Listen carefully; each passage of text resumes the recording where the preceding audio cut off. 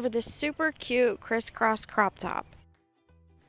This is what your pattern will look like. This is your bodice piece. It says to cut 2 mirrored, but you will need to cut this on the fold right here as well. And then you will have your pattern piece for your straps.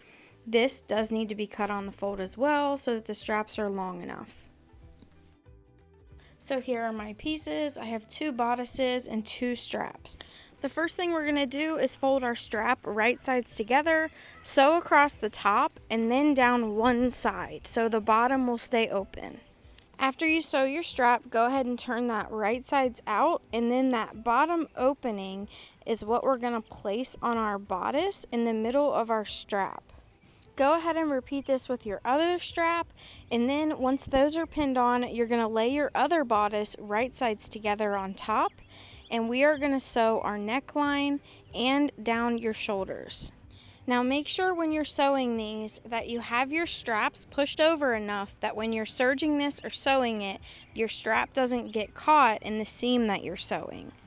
Make sure that both of your straps are in the same placement on both of your shoulders. That way it looks symmetrical on both sides.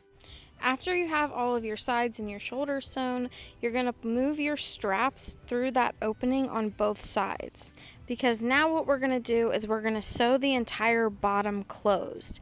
And after you sew your bottom closed, you're going to turn it right side out through those openings that your straps were going through.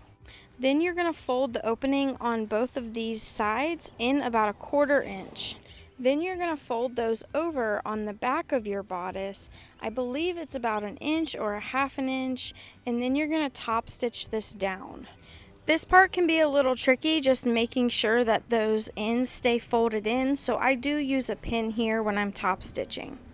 Then you're going to repeat that for the other side as well.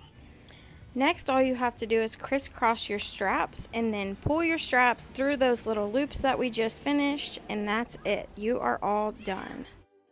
Thanks so much for watching, guys. I would really appreciate if you could hit the like button and subscribe.